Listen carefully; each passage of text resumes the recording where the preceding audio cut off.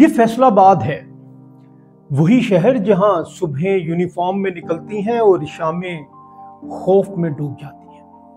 ایک طالبہ، ایک سنہرا خواب اور ایک تعلیمی ادارہ، مگر سفر وہ نہیں تھا جو نصاب نے لکھا تھا۔ یہ وہ راستہ تھا جو ضمیر کو جھنجھوڑتا ہے۔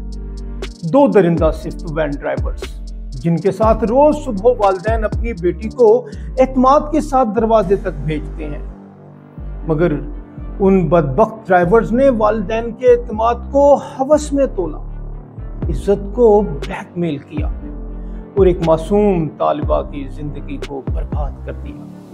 پولیس نے مقدمہ درج کر لیا، ملزمان گرفتار ہو گئے، بس کہانی ختم نہیں۔ کہانی ختم نہیں ہوئی، یہ تو شروعات ہے۔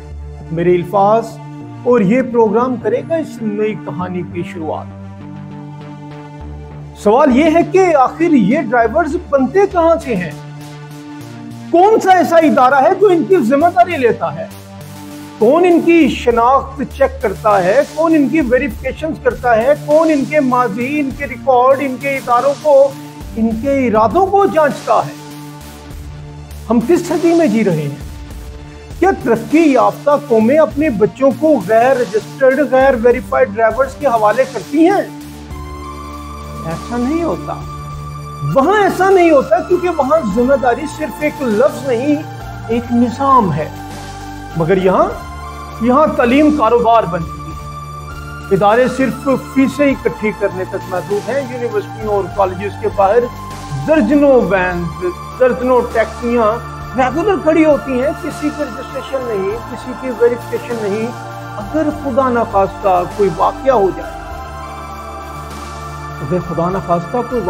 تو ادارے کہتے ہیں ہم ذمہ دار نہیں، وین باہر کھڑی تھی۔ پھر پوچھنے والا کون ہے؟ کون ہے ذمہ دار؟ کیا یہ قوم کی بچیاں یتیم ہیں؟ کیا ان کے تحفظ کی کوئی ضمانت نہیں؟ حکومت کہاں ہے؟ محکمہ تعلیم کہاں ہے؟ پولیس کا چیک اینڈ بیلنس کہاں ہے؟ ہم روز سنتے ہیں ملزمان گرفتار، ملزمان پکڑے گئے، ملزمان کی شناخت ہو گئی، مگر کبھی یہ نہیں سنتے کہ نظام بدل گیا، کیونکہ یہاں جرم فرد کا نہیں، نظام کا ہے۔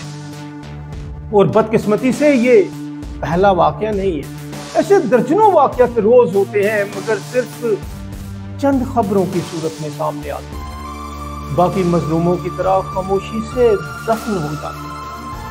ہم صرف روتے ہیں، احتجاج کرتے ہیں اور ایک دوسرے کو دلاسے دیتے ہیں، پھر اگلے واقعے کا انتظار کرتے ہیں۔ کیا تقدیر پائی ہم؟ کیا یہی ریاست مدینہ کا وعدہ تھا؟ نہیں، میں کہتا ہوں، میں آواز ہوں اس مظلوم کی۔ اب خاموشی جرم ہے۔ حکومت سے لے کر ہر تعلیمی ادارے تک ایک واضح نظام ہونا چاہیے۔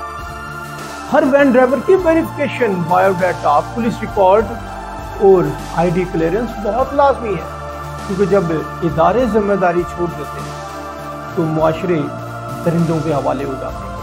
اگر آپ چاہتے ہیں کہ یہ آواز صرف ایک واقعہ تک محدود نہ رہے تو اس ویڈیو کو شیئر کریں، لائک کریں، یہاں پہ کمنٹس کریں، اس آواز کا حصہ بنیں اور سوال اٹھائیں، کیونکہ سچ صرف بولنے سے نہیں پھیلتا، اسے سننے والے بھی پیدا کرنے پڑتے ہیں۔ میں ہوں فاروق چیمہ، یہ میرا اختلاف تھا، مگر آپ کا اختلاف کہاں؟